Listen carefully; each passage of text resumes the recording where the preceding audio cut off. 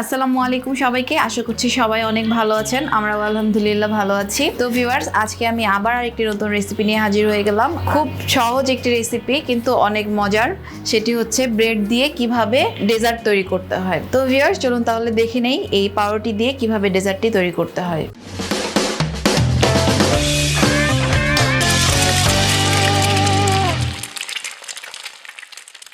তো ব্রেডের এই স্পেশাল ডেজার্টটি তৈরি করার জন্য প্রথমে আমার যা লাগবে তা হচ্ছে স্যান্ডউইচ সাইজের ব্রেড লাগবে। যত পিস তৈরি করবেন তত পিস নেবেন। আমি এখানে 5 পিস তৈরি করব ডেজার্ট। তো এখানে আমি 5 পিস ব্রেড নিয়েছি এবং ব্রেডগুলোর সাইডে যে ব্রাউন অংশটা সেটাকে কেটে ফেলে দিব। এভাবে করে চারিদিকের যে ব্রাউন অংশটা সেটাকে কেটে নিতে হবে। তো আমি এক এক করে সবগুলো ব্রাউন অংশটা কেটে নিয়েছি। তো ভিউয়ার্স, চলুন তাহলে পরবর্তী স্টেপে চলে যাওয়া যাক। এরপরে 1 কাপ পরিমাণ দুধ দিয়ে দিচ্ছি। দুধটা আমি আগে থেকে জাল করে রেখেছিলাম এবং 2 চা চামচ পরিমাণ চিনি দিয়ে দিচ্ছি। এখন দুধের সঙ্গে চিনিটাকে ভালো করে মিক্সড করে নেব, যেন চিনিটা পুরোপুরি গলে যায়।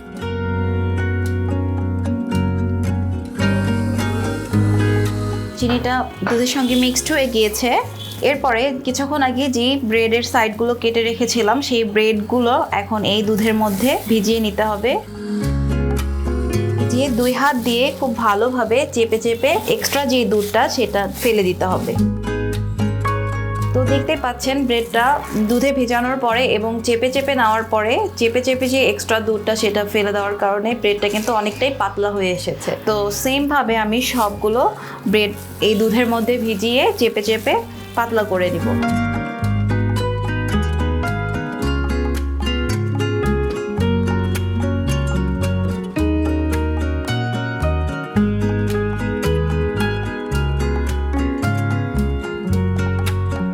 আমি এক এক করে সেমভাবে সবগুলো ব্রেডকে দুধের মধ্যে চুবিয়ে কিন্তু পাতলা করে নিয়েছি। তো এটা আমি এক সাইডে এখন সরিয়ে রাখছি। এরপরে 1-2 কাপ পরিমাণ হুইপড ক্রিম দিয়ে দিচ্ছি। আর আমি এখানে ভিভো কোম্পানির হুইপড ক্রিমটা ইউজ করছি। আপনারা চাইলে বিভিন্ন ব্র্যান্ডের হুইপড ক্রিম পাওয়া যায়, সেটাও ইউজ করতে পারেন। এরপরে 1-2 চা চামচ পরিমাণ ভ্যানিলা এসেন্স দিয়ে দিচ্ছি। আর আমি এখানে কোনো প্রকার চিনি ইউজ করছি না। আপনারা চাইলে কিন্তু এখানে চিনি অ্যাড করে নিতে পারেন। যেহেতু হুইপড ক্রিমের মধ্যে কিন্তু একটা সুগার অ্যাড করাই থাকে, সে কারণে আমি এক্সট্রাভাবে আর চিনিটা ইউজ করতে পছন্দ করি না বা খেতে ভালো লাগে না, তাই ইউজ করি না। আপনারা চাইলে কিন্তু পাউডার সুগারটা এখানে অ্যাড করে নিতে পারেন। তো এখন এটাকে ভালোভাবে মিক্সড করব। এরপরে আমি ইলেকট্রিক বিটারের মাধ্যমে এই হুইপড ক্রিমটাকে ফোম করে নিব।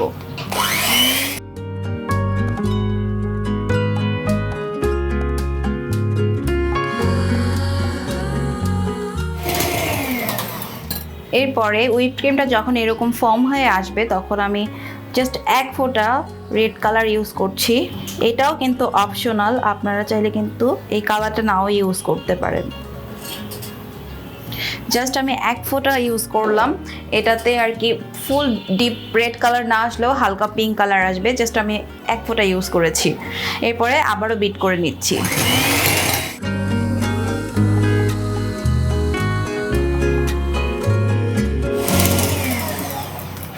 ক্রিমটা তৈরি হয়ে গিয়েছে, ফোমটা একদম ঠিক আছে, পারফেক্ট। তো ভিউয়ার্স, তাহলে এটাও আমি এক সাইডে সরিয়ে রাখছি। এরপরে একটা একটা করে ব্রেড নিচ্ছি এবং এই হুইপড ক্রিমগুলো যেগুলো আমি ফোম করে রেখেছিলাম সেগুলো আমি এই ব্রেডের মধ্যে দিয়ে দিচ্ছি।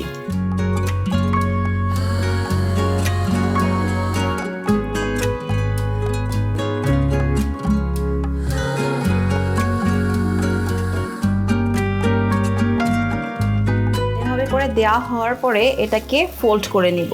এটাকে খুব সাবধানে ফোল্ড করতে হবে, যেহেতু এটা দুধে ভেজানো আর পাউরুটিটা কিন্তু অনেক বেশি সফট হয়ে গিয়েছে, তো খুব সাবধানে করতে হবে।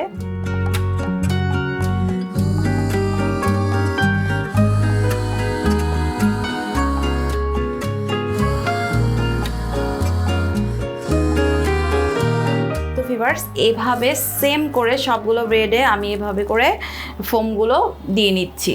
তো তো ভিউয়ার্স এক এক করে সবগুলো ব্রেড সেম ভাবে রোল করে নিয়েছি। তো আমি একটু ক্রিমটা বেশি ইউজ করেছি যেহেতু বাসায় আমার বাচ্চা আছে, তো বাচ্চারা তো একটু ক্রিম খেতে বেশি পছন্দ করে, তো ক্রিমটা আপনারা আপনাদের পছন্দ অনুযায়ী কম বেশি করে নিতে পারেন। তো এখন এই রোলগুলোকে ব্রেড ক্রাম্পে গড়িয়ে নিতে হবে, এতে করে দেখতে সুন্দর দেখা যাবে। এটা পুরোটাই অপশনাল, আপনারা চাইলে নাও ইউজ করতে পারেন, বাট এটা দিলে দেখতে অনেক সুন্দর দেখা যায়। আর ব্রেড ক্রাম্পটাও আমার হোমমেড তৈরি। তো আপনারা যদি ব্রেড ক্রাম্পের ভিডিও দেখতে চান সেক্ষেত্রে আমাকে কমেন্টস বক্সে জানাবেন, আমি আপনাদেরকে করে দেখানোর চেষ্টা করব।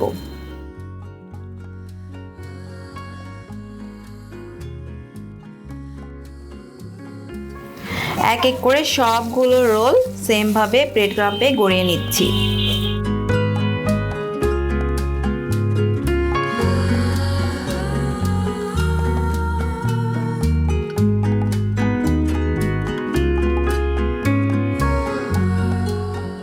ভিউয়ার্স এক এক করে সবগুলো ব্রেড রোল এভাবে করে ব্রেড ক্রাম্পে গড়িয়ে নিয়েছি।